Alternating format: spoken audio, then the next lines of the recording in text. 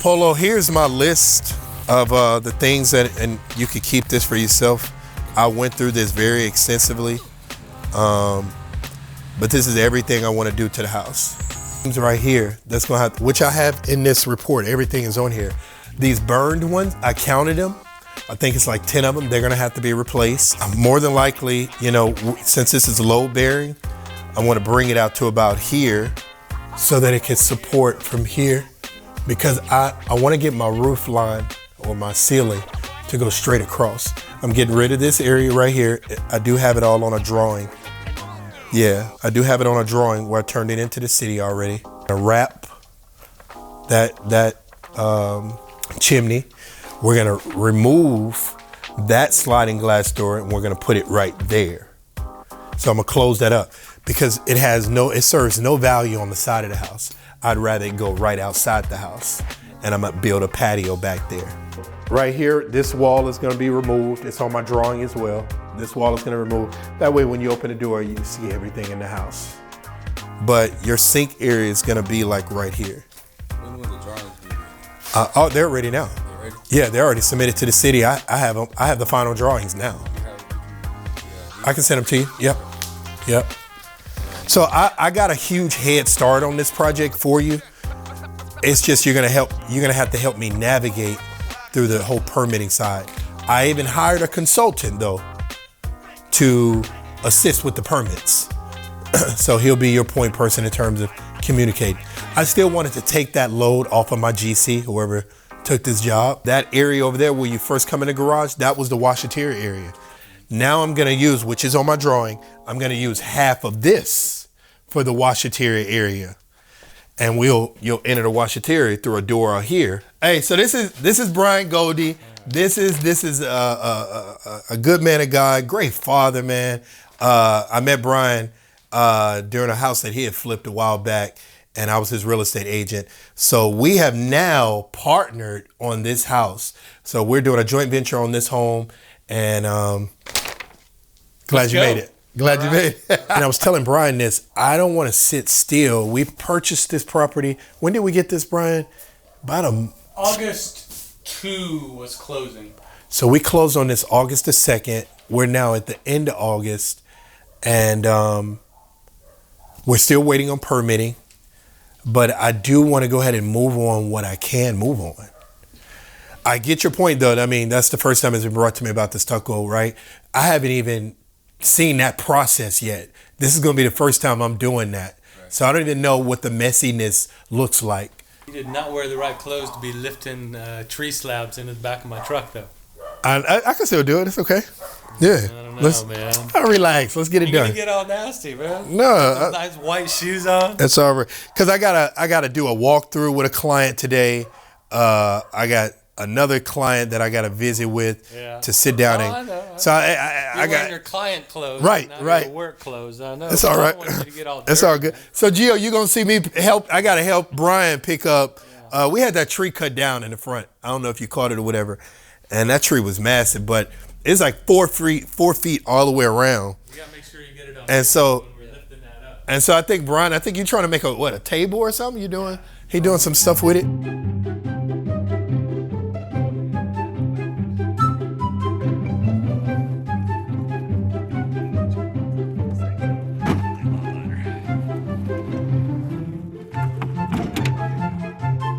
I ain't dressed for this, man.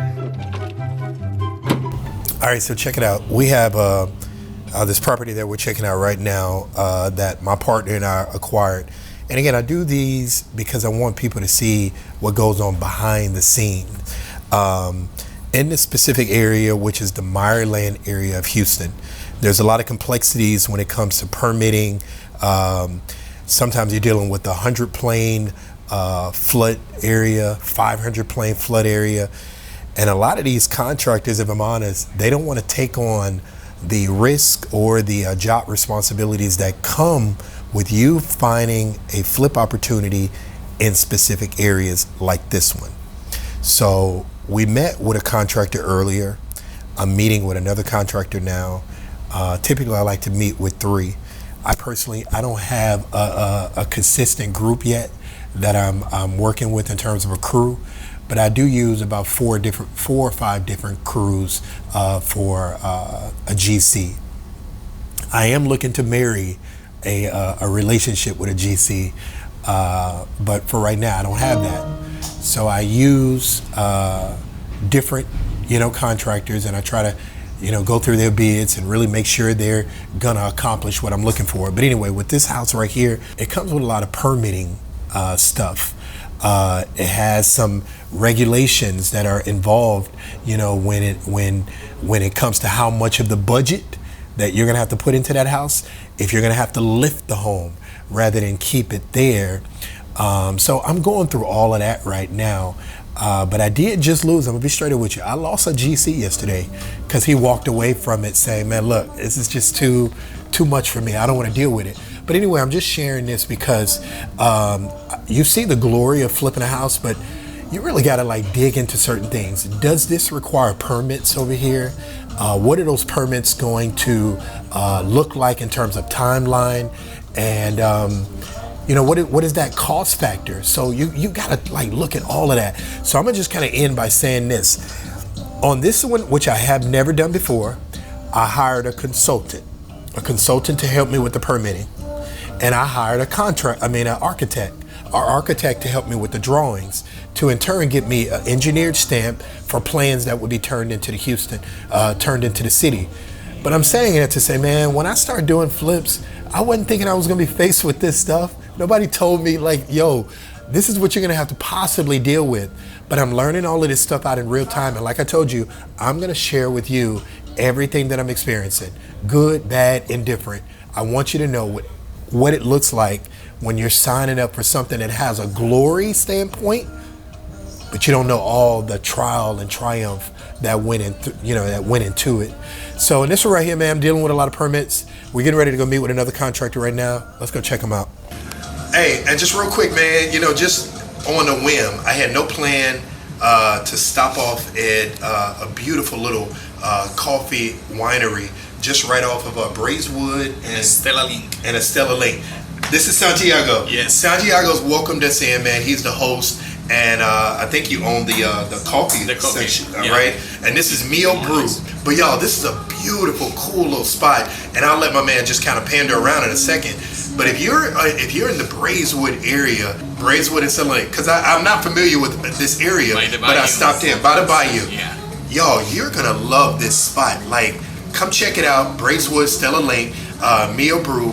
And I'm in love, man. I told my colleague I'm gonna come back. Okay, all right. you. So what you got? You want to tell the people? You want to tell the people anything? Yeah, come here anytime. Enjoy the most exciting coffee in Houston town. Tell them, man. Yeah. I'm hugging this guy like I've been knowing him forever. I just met him 5 minutes ago, but that's just how comfortable he is. It's what I feel in this place right here. The comfort I feel from him is the comfort I feel in this place. If you get a chance, come check it out, Mio Brew. You'll love it. It turns into a winery at night, but it's a beautiful little coffee spot during the day. If you want to just come up, get a cup of coffee. Now, we're not talking like regular coffee. Santiago, speak to that for a second. No, just speak to that. Okay, we just sell specialty coffees from Colombia and Peru. And just invite you to come here anytime. Yeah. Hey, y'all! I'm not plugging it because it's like just a regular coffee spot. This is a unique home away from home type spot. I'm gonna let my man check you.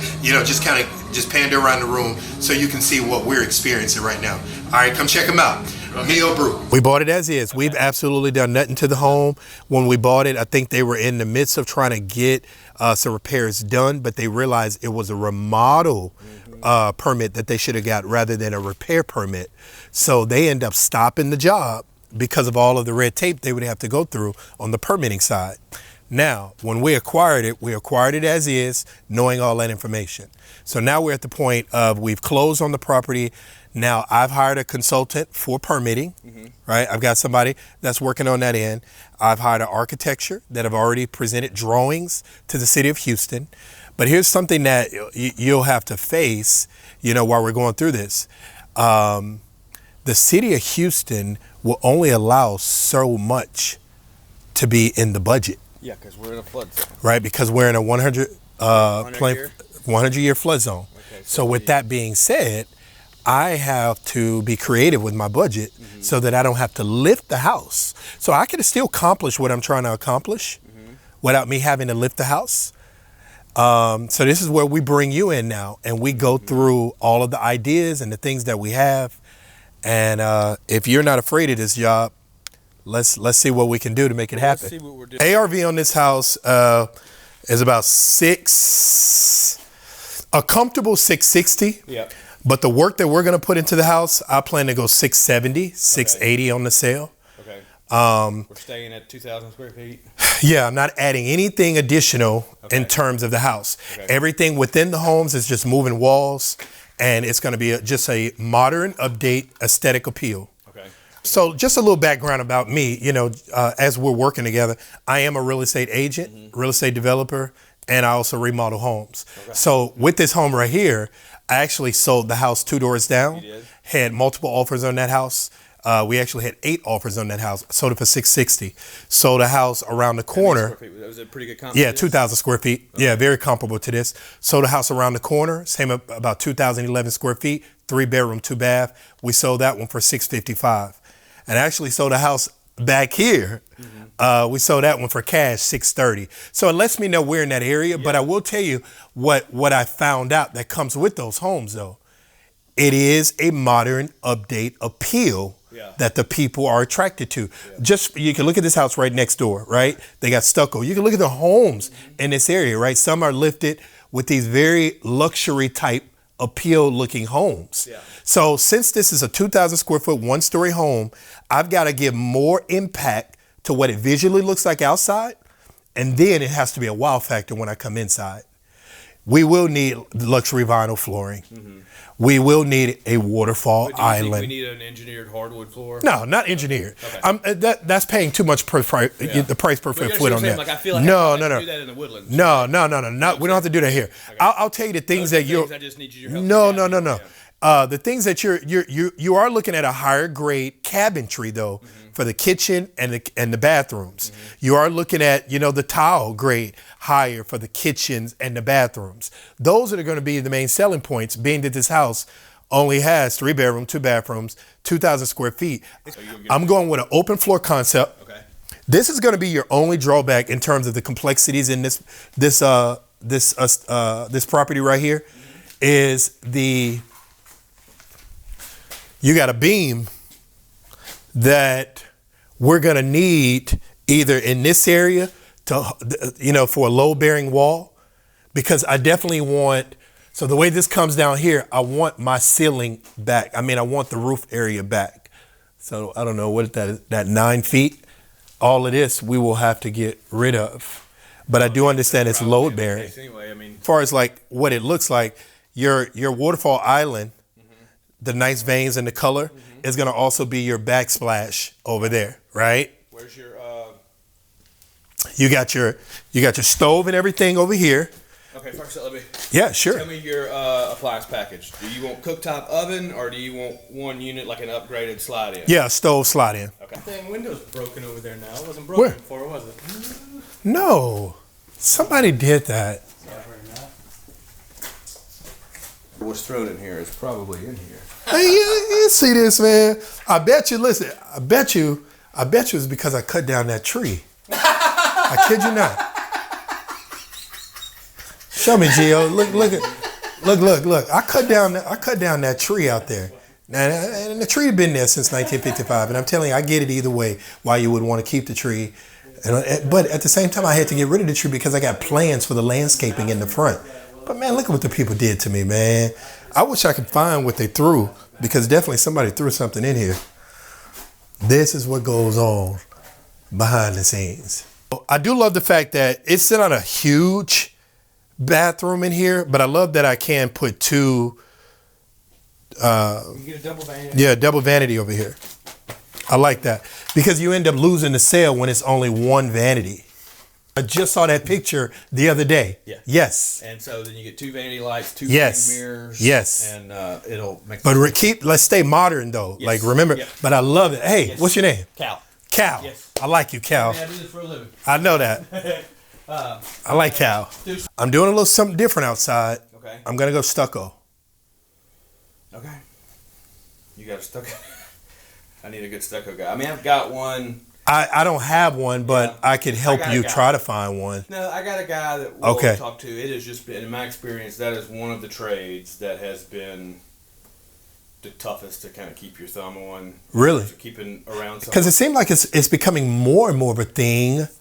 You know, it just depends on what area or neighborhoods you're in. But I think most of the guys who do stucco are working for like the D.R. Hortons, people like that who are throwing up a lot of stucco Gotcha. at one time. And because when you start shrinking that talent pool, what's available is going to go to where they have to travel the least Yeah. to do the most work. And that's a D.R. Horton neighborhood or somewhere like that. So I don't blame them.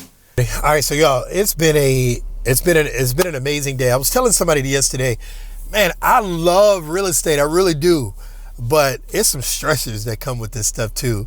Again, for what I do, I'm a real estate agent. That space has a lot of moving pieces where I'm taking care of clients and I'm making sure I'm staying on top of paperwork and achieving, putting buyers in the homes that they so desire, and helping my clients sell their properties as quickly as possible with the highest return. But outside of that, me doing all of this, real estate TV, a lot of this stuff comes with like me flipping properties, and it's a love that I've developed. It's a revenue stream that I want to really dive more into. But I definitely I want to give the highs and lows of this business and every aspect of it that is that people are unaware of. And I'm telling you, I personally did not know how complex certain homes could be when it comes to the permitting side of it. How contractors could walk into a project and literally say, look, this is just too much. I don't want to take this on. And I was just telling somebody this, you see the vision in your head, or at least I get it. I see the vision in my head of what I want the house to look like and all the beautiful things that will go into it. And you even see it to the point of, I can't wait to sell it. But I've always been big on the big high level picture. The one thing that I've always been told is, it's going to take some details to get to that high level picture. It's going to take some moving pieces that you have to work through to get to that picture. So I want to touch on, as we go through these videos, all the moving pieces, even the headaches and the stressors that come with it. But the execution and the successful side of it as well. Pass the info out to other people, because again, for me, I love what I do. I love being a real estate agent. I love helping. I love being a servant to all.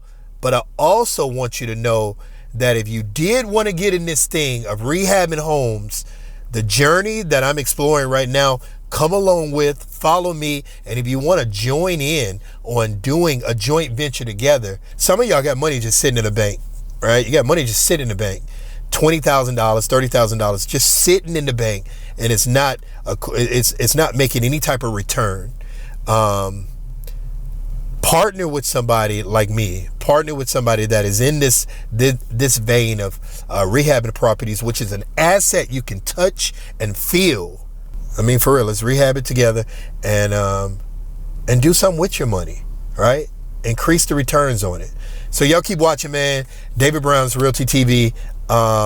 If you ever need any help with anything, I am a servant to all. Let me know what you need help with, and if you want a joint venture on a job, let me know how I can help you with that as well. All right. Deuces, y'all be blessed. Have an amazing, incredible, Jesus-filled day.